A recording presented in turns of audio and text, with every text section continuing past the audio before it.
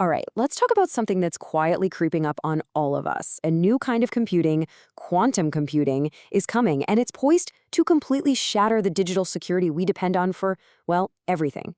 These machines are designed to break the very encryption that protects our data right now. So the question isn't if you need to get ready, it's how.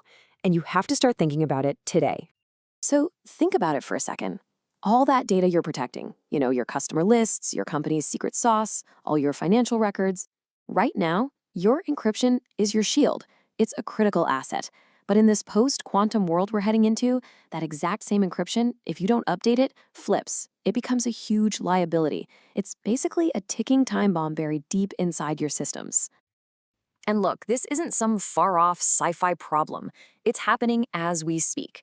Adversaries are already using a strategy they call harvest now, decrypt later. What does that mean? It means they're stealing enormous amounts of our encrypted data today and just sitting on it. They're stockpiling it, knowing that in a few years, once they get their hands on a powerful enough quantum computer, they can unlock it all. So protecting your future really starts with protecting the data you have right now. Okay, so where do you even start? Well, the first big problem, the first major hurdle, is something we call crypto sprawl. See, cryptography isn't neatly tucked away in one server. Oh no, it's woven into the very fabric of everything you do. Your apps, your network gear, your cloud services, third-party code libraries. It's literally everywhere. And the scary part is, most organizations have no idea where it all is. They just don't have a map. And that leads to a very simple but really powerful truth. You just can't replace what you can't find. I mean, imagine trying to upgrade your company to be quantum safe without knowing where all your crypto is. It's like trying to rewire a house without a blueprint. You're definitely going to miss a few critical wires in the walls. So the absolute first step, the foundation for everything else, is taking a complete inventory. The good news is you're not flying blind here. The industry has been hard at work creating tools to help you find and map out your entire crypto footprint. And we can basically boil all these different tools down into three main approaches, three core methods for discovery. So let's break them down. First up, we have method 1, scanning at rest. The easiest way to think about this is like you're an architect looking at the blueprints of a building. You're doing a static analysis, which means you're looking at the code and the files themselves before anything is even running. So how does this actually work? Well, these tools dig through everything. We're talking your own source code, compiled code from other companies, binary files, you name it. What they produce is something called a cryptographic bill of materials, or a CBOM. It's a complete list of all the crypto ingredients in your software. This is amazing for catching things early, like if a developer accidentally hard-coded a secret key into the code. And that's why these tools are perfect for plugging right into modern development pipelines, so you're checking for this stuff continuously. But, and this is a big but, it's not foolproof. Static analysis has some serious blind spots. For example, what if your application only decides which encryption to use by reading a config file when it starts up? A static scan is probably going to miss that. And it really struggles if you have old legacy apps where you don't even have the source code anymore. So it's a great start, but it's definitely not the whole story. So that brings us to our second approach, which is scanning in motion. Now, if static analysis was looking at the blueprints, this method is like sitting in a traffic control tower, watching all the data as it flows across your network.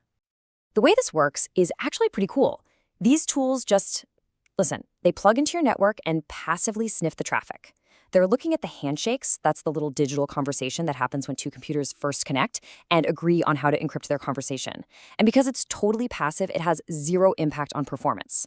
This makes it super safe and really the only option for highly sensitive places like factories or power plants, industrial control systems where you absolutely cannot risk installing any new software. Its biggest strength is finding the stuff you don't know about. A network scanner can spot some forgotten server in a closet or a rogue IoT device using weak encryption just by seeing it talk on the network. But what's the trade-off? Well, it can't see inside an already encrypted tunnel, like a VPN, and it has no clue about any encryption that happens entirely on one machine without ever hitting the network, like if you encrypt a file on your hard drive. And that leads us perfectly into our third and final method, scanning in use. If the first method was blueprints and the second was traffic, this one is like a doctor doing a live checkup on a patient. It looks at what's actually happening on your servers and laptops right this very second. How this usually works is you deploy a tiny piece of software, an agent, on each machine. That agent then snoops around everywhere, the file system, the system registry, config files, you name it, looking for any signs of crypto. Some of the more advanced tools can even watch running applications in real time and see exactly which encryption functions are being called. This gives you an incredibly detailed, high-fidelity picture of what's really going on. The strength here is obvious. You get the absolute ground truth of what's running on your systems. But it comes at a cost, an operational cost. Deploying and managing these agents across thousands of computers is a huge job, and it's often a non-starter for those legacy systems or the sensitive factory environments we talked about before. So we've looked at 3 totally different ways to find your crypto, and each one has its own pros and cons. The most important thing to get from all this is that there's no single silver bullet here. A real comprehensive crypto inventory is going to require a mix of these approaches. This slide is basically your cheat sheet for building a strategy. You can see it all laid out. If you're a modern company building software in the cloud, scanning at rest in your development pipeline is a no-brainer. If you're managing a factory floor full of sensitive equipment, scanning in motion is going to be your best and safest bet. And for a huge company with thousands of servers and employee laptops, scanning in use with agents gives you that single source of truth. The smartest organizations, they're going to end up using all 3 to make sure they cover each other's blind spots. So understanding these methods and figuring out where to use them is the first and, honestly, the most important step on the long road to becoming quantum ready. The inventory itself isn't the final goal. It's the map. It's what you need before you can even start the journey. And hey, don't just take my word for it. As our source material points out, the number of tools out there to help you build this map is exploding. You've got options from huge established vendors and from nimble startups, but they all have the same goal: to give you the visibility you need to finally take action.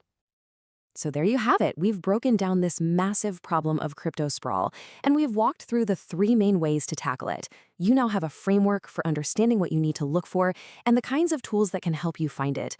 So I guess there's really only one question left to ask. When are you going to start looking?